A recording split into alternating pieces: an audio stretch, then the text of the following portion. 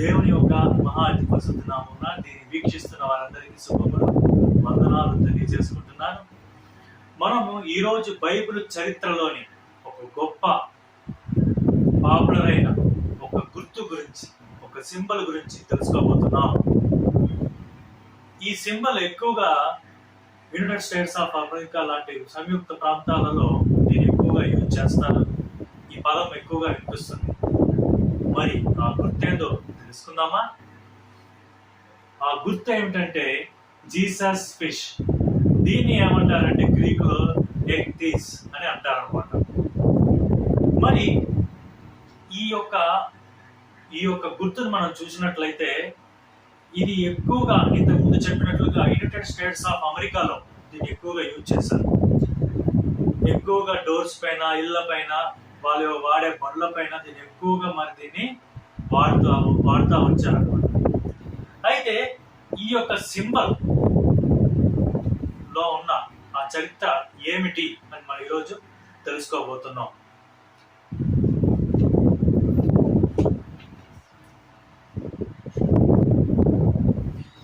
ఈ యొక్క గుర్తును మనం చూసినట్లయితే, మన బైబిల్ చరిత్రని మనం తీసి చూసినట్లయితే, ఈ యొక్క గుర్తుని, ఈ జీసస్ ఫిష్ అనే యొక్క సింబల్ ని, ఎక్థీస్ అనే యొక్క సింబల్ ని ఎక్కువగా ఎప్పుడు యూజ్ చేశారు అంటే, మనం చూసినట్లయితే 2వ శతాబ్దపు క్రైస్తవులు దీన్ని ఎక్కువగా యూజ్ చేశారు. 2వ శతాబ్ద క్రైస్తవులు దీన్ని ఎక్కువగా దీన్ని ఉపయోగించారు మొట్టమొదటిసారిగా. అయితే దీనిని ఎందుకు యూజ్ చేశారు? ఈ సింబల్ ని ఎందుకు యూజ్ చేశారు మనం చూసినట్లయితే, దాంట్లో మొట్టమొదటి రీజన్ ఏమిటంటే, ఈ రోమా ప్రభుత్వ కాలంలో క్రైస్తవులు ఎన్నో శ్రమలు అనుభవించారు, ఎన్నో హింసలకు గురయ్యారు, సిలువ వేయబడ్డారు, కాల్చబడ్డారు. మరి క్రూరమైన మృగాలతో వారి ద్వారా, ఆ క్రూరమైన మృగాల ద్వారా చంపేలా చేశారనమాట. తల నరికేస్తారు. ఇలా ఎన్నో కఠినమైన శిక్షలు, హింసలు పొందారనమాట. మరి అటువంటి రోమా ప్రభుత్వ దృష్టిలో ఈ యొక్క సంఘం అనేది ఉండకూడదు, ఈ సంఘం అనేది విచ్ఛిన్నం కాకూడదు అనేసి ఈ యొక్క సింబల్ ద్వారా వాళ్ళు ఏ ఇంట్లో అయితే రొట్టె వెలుస్తారో, ఏ ఇంట్లో అయితే ఆరాధన చేస్తారో ఆ ఇంటికి ఈ యొక్క గుర్తు అనేది వాళ్ళు వేస్తూ వచ్చారు. ఏ ఇంటి ముందైతే ఈ గుర్తు అనేది ఉంటుందో, ఏ గృహాలకైతే గోడల పైన ఈ గుర్తు అనేది ఉంటుందో, ఆ గృహాలు విశ్వాసుల గృహాలు. ఆ గృహాలలో రొట్టె విరిచడం అనగా ప్రభురాత్రి సంస్కారం అనగా బలార్పణ జరుగుతూ ఉంటుంది అని వాళ్ళు గుర్తుగా ఉద్దేశించి దీన్ని ఈ గుర్తుని వాళ్ళు తీసుకున్నారు. గుర్తుకి అర్థం ఏమిటి? ఈ గుర్తు అయితే తీసుకున్నారు, ఎందుకు ఈ గుర్తు యొక్క అర్థం ఏమిటి అని మనం చూసినట్లయితే, ఈ గుర్తు, ఈ చిహ్నం యొక్క అర్థం ఏమిటంటే, ఇది ఒక గ్రీకు పదం. దీని అర్థం ఏమిటంటే, యేసుక్రీస్తు దేవుని కుమారుడు, రక్షకుడు. యేసుక్రీస్తు దేవుని కుమారుడు, రక్షకుడు అని దీని యొక్క అర్థం. అందుకే దీని గ్రీకులో మనం చూసినట్లయితే ఇక్థీస్, అందులో మనం చూసినట్లయితే ఫస్ట్ ఐ అనగా యోటా గ్రీకు పదం, దాని అర్థం యేసూస్ అంటే జీసస్ అని అర్థం. రెండోదిగా మనం చూసినట్లయితే సిహెచ్ అనగా ఇది గ్రీకులో క్రైస్ట్ అనే అర్థం వస్తుంది అనమాట. అనగా దాని అర్థం క్రైస్టోస్ అనగా క్రీస్తు అనే అర్థము. మూడవదిగా చూసినట్లయితే టీహెచ్ అనగా తీటా అనగా థేయోస్ అనగా దేవుడు అని అర్థము. నాలుగవదిగా మనం చూసినట్లయితే ఎప్సిలాన్, ఇది మనం చూసినట్లయితే యువాస్ అనగా సన్ అంటగా కుమారుడు అని అర్థము. చివరిగా చూసినట్లయితే సిగ్మా, దీని అర్థం ఏమిటంటే, దీని అర్థం ఏంటంటే సాల్టర్ అనగా సేవియర్ అనగా రక్షకుడు అని అర్థం. టోటల్ గా ఈ మొత్తం అర్థం మనం చూసినట్లయితే యేసుక్రీస్తు దేవుని కుమారుడు, రక్షకుడు. ఇది ఒక విశ్వాసి యొక్క నిరీక్షణకు, అతని యొక్క ప్రాముఖ్యమైన విశ్వాసానికి ఇది ఒక గుర్తుగా ఉంటూ ఉన్నది. అందుకే ఈ గుర్తుని వాళ్ళు ముఖ్యంగా వాళ్ళ గోడలపైన, ఇళ్లపైన, విశ్వాసుల గోడలపైన, ఇళ్ళపైన వీటిని ఉంచినట్టుగా మనం చూస్తున్నాం.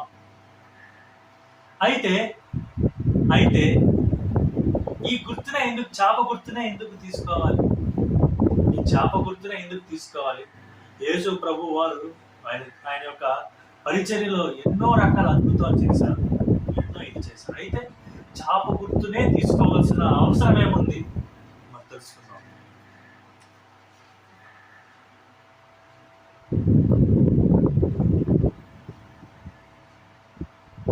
ఈ యొక్క చాప గుర్తు మనం చూసినట్లయితే ప్రాముఖ్యంగా ప్రభు యేసుక్రీస్తు యొక్క శిష్యులకు, ఆయన యొక్క 12 మంది శిష్యులకు ఆయన బోధన విని, ఆయన అద్భుతాలు చూసి ఆయన వెంబడించిన అనేక మంది ఫాలోవర్స్ కి ఈ గుర్తు అనేది చాలా ప్రాముఖ్యమైనది. ఈ చాప గుర్తు అనేది ఎందుకు చాపనే తీసుకున్నారంటే, మనం ఒకసారి బైబిల్ చరిత్రలో మనం చూసినట్లయితే మొట్టమొదటిసారిగా యేసు ప్రభు తన శిష్యులను వెంబడించు అని చెప్పినప్పుడు ఏ పరిస్థితుల్లో ఆయన వెంబడించి అని చెప్పారు ఒకసారి ఆలోచన చేసి చూసినట్లయితే లూకాసు వార్త 5వ అధ్యాయం 5 నుంచి 11 వచనాల్లో అక్కడ సీమోను పేతురు మనం చూసినట్లయితే అక్కడ దోణ ఎక్కి చేపలు పడుతూ ఉన్నాడు శిష్యులు. అయితే ఎంత పడినా చేపలు దొరకలేదు, చేపలు వలలో పడలేదు, ఒక చేప దొరకలేదు. అయితే యేసు ప్రభు వారు నేను చెప్పిన వైపు నువ్వు వల వేస్తే చేపలు పడతాయని చెప్పినప్పుడు ఆయన మాటకు కట్టుబడి ఆయన మాటను విశ్వసించి మంచి వేయడం ద్వారా చేపలు అనేక విస్తారమైన రాశి గల చేపలు పడ్డాయి. అది చూసి విస్మయం ఉన్నాడు సీమోన్. కాబట్టి అక్కడ ఉన్న శిష్యులతో సహా అందరూ విస్మయం ఉన్నారు, అది ఎలా సాధ్యము. అందులో జరిగిన మొట్టమొదటి అద్భుతం, దాని ద్వారా యేసు ప్రభు వారు ఈ యొక్క చేపలు రాసులుగా చెప్పిన మాట విని రాసులుగా పడడం వల్ల యేసు ప్రభు వారు తన్ను తానుగా బోధకులుగా దేవుని కుమారుడుగా అప్పుడున్న శిష్యులకు మరి తెలియపరిచారు. కాబట్టి చాలా మంది అక్కడ స్టార్టింగ్ లోనే మొదటిగా ఆయన శిష్యులు సీమోన్ పేతురు అయ్యుండొచ్చు, ఆంద్రే అయ్యుండొచ్చు, యోహాన్ అయ్యుండొచ్చు, జెబెదయి కుమారుడైన యోహాన్ అయ్యుండొచ్చు. ఆ తర్వాత మనం చూసినట్లయితే అతని అన్న అయిన మరి యాకోబు అయ్యుండొచ్చు. వీళ్ళందరూ మనం చూసినట్లయితే యేసు ప్రభువుని విశ్వసించారు. ఆ తర్వాత మనం చూసినట్లయితే రెండవ సందర్భం మనం చూసినట్లయితే అది మొదటి సందర్భం. రెండవ సందర్భం మనం చూసినట్లయితే 5 రొట్టెలు 2 చేపలు 5,000 మందికి భోజనాలు పెట్టడం. 5 రొట్టెలు 2 చేపలు 5,000 మందికి. మనం చూసినట్లయితే మత్తయి సువార్త 14వ అధ్యాయం 16 నుంచి 21 వచనాల్లో మనకి దీని గురించి పూర్తి వివరణ అనేది ఉంది. అయితే ఇక్కడ కూడా చేపల్ని, రొట్టెలతో పాటు చేపలను కూడా ప్రభువు మరి ఆశీర్వదించినట్లుగా మనం చూస్తూ ఉన్నాం. అదేవిధంగా చివరిగా యేసు ప్రభు వారు చనిపోయి పునరుద్ధానమై అనేక మందికి కనిపించినప్పుడు చివరిసారిగా తన శిష్యులకు అంటే అన్నింటినీ వదిలేసి మళ్ళీ వాళ్ళు చేపలు పట్టడానికి వెళ్ళారు. అయితే ఆ పరిస్థితుల్లో కూడా యేసు ప్రభు వారు తను తాను బయలుపరుచుకునేదానికి, తను తాను యొక్క గొప్పతనాన్ని వ్యక్తపరిచేదానికి మరి యేసు ప్రభు వారు చివరిసారిగా తెబెరయ సముద్ర తీరాన మరి వారు ప్రత్యక్షమయ్యారు. అక్కడ కూడా యేసు ప్రభు వారు చెప్తూ ఉన్నారు, ఇటువైపు వల వేయి చేపలు పడతాయి. అలా వేసినప్పుడు మళ్ళీ చేపలు పడినప్పుడు వెంటనే వాళ్ళ శిష్యులు రికగ్నైజ్ చేశారు, గుర్తించారు, ఈయన మన యేసు ప్రభువే. సో ఈ మూడు సందర్భాలు మనం చూసినట్లయితే ఇక్కడ కామన్ గా ఉండేది ఫిష్, చేపలు. కాబట్టి అది వాళ్ళ యొక్క విశ్వాసానికి, యేసు ప్రభు తను తాను బయలుపరుచుకునే విధానానికి మరి ఇది ఒక గుర్తుగా ఉంది. కాబట్టి అటువంటి గుర్తునే యేసు ప్రభు వారు మనం చూసినట్లయితే అటువంటి గుర్తునే మన శిష్యులు మరి వారి యొక్క గోడల పైన మరి ఉంచారన్నమాట. మరి ఇప్పుడు తెలుసుకున్నాం కదా ఈ యొక్క మరి జీసస్ ఫిష్ గురించి, ఆ సింబల్ గురించి, ఎక్తీస్ గురించి మనం తెలుసుకున్నాం కదా. మరి దీన్ని మనము ఆధ్యాత్మిక రీతిలో దీన్ని చూసినట్లయితే ఇది యేసుక్రీస్తు దేవుని కుమారుడు అనే విశ్వాసానికి, మనకు కలిగే విశ్వాసానికి సూచనగా ఉంది.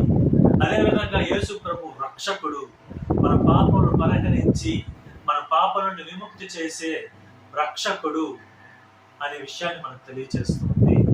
మూడవదిగా విశ్వాసుల కూడికను, అనగా ఏ కుటుంబంలో అయితే విశ్వాసులు ఉంటారో, ఏ కుటుంబంలో అయితే ప్రార్థన ఉంటుందో, ఏ కుటుంబంలో అయితే దేవుని యొక్క వాక్య పరిచర్య జరుగుతుందో ఆ కుటుంబానికి సూచనగా ఈ యొక్క గుర్తు ఉంది. చివరిగా మనం చూసినట్టు ఒక విశ్వాస యొక్క పరిపూర్ణ విశ్వాసానికి, నిరీక్షణకు ఇది ఒక గుర్తుగా ఉంటుంది.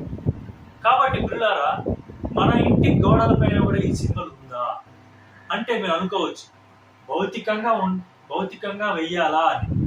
భౌతికంగా వేసే గుర్తు కాదు ప్రియ క్రైస్తవులారా, సోదరులారా, ఇది భౌతికంగా వేసే గుర్తు కాదు, ఆధ్యాత్మికంగా వేసుకోవాల్సిన గుర్తు. ఏ కుటుంబంలో అయితే ప్రార్థన ఉంటుందో, ఏ కుటుంబంలో అయితే ఆరాధన ఉంటుందో, ఏ కుటుంబంలో అయితే యేసు ప్రభు నిజమైన దేవుని కుమారుడు, మన రక్షకుడు అని విశ్వసిస్తారో ఆ ఇంటి గోడల పైన ఆధ్యాత్మికమైన ఈ గుర్తు ఉంది. అదేవిధంగా ఏ వ్యక్తి అయితే యేసు ప్రభు రక్షకుడని నమ్మి విశ్వసించి బాప్తీసం తీసుకుంటాడో ఆ వ్యక్తి హృదయం పైన కూడా ఈ గుర్తు అనేది ఉంది. కాబట్టి మరి ఈ గుర్తు ద్వారా ప్రభు మీతో మాట్లాడుతూ ఉన్నారు. మీరు కూడా మీ కుటుంబంతో కలిసి ప్రార్థన చేయండి, వాక్య పరిచర్య చేయండి, ఆరాధన చేయండి. అలాగే ప్రభునందు పరిపూర్ణ విశ్వాసాన్ని వ్యక్తపరచండి. అనేక మందిని విశ్వాసాలుగా చేయండి. ఆనాడు మొదటి శతాబ్దం అయితే, రెండవ శతాబ్దం అయితే మీ క్రైస్తవులు ఇటువంటి విశ్వాసాన్ని కలిగి ఉన్నారు. ఎన్నో శ్రమలలో కూడా వాళ్ళ ఆరాధన ఆపలేదు, ఎన్నో కష్టాల్లో కూడా వారు రొట్టె విరుచుట ఆగలేదు, ఎన్ని బాధల్లో కూడా వాళ్ళ పరిచర్య ఎక్కడ ఆగలేదు. కాబట్టి ఈరోజు ప్రపంచంలోనే అత్యధికంగా క్రైస్తవులు ఉన్నారు, ప్రభువులో ఉన్నారు. మరి నువ్వు కూడా ప్రభువునందు విశ్వసించి నువ్వు కూడా పరిచర్యలోను, ప్రార్థనలోను, ఆరాధనలోను ముందుండి ఈ యొక్క సింబల్, ఈ యొక్క గుర్తుకి మరి అర్థాన్ని, పరమార్థాన్ని కలుగు చేస్తారనుకోండి.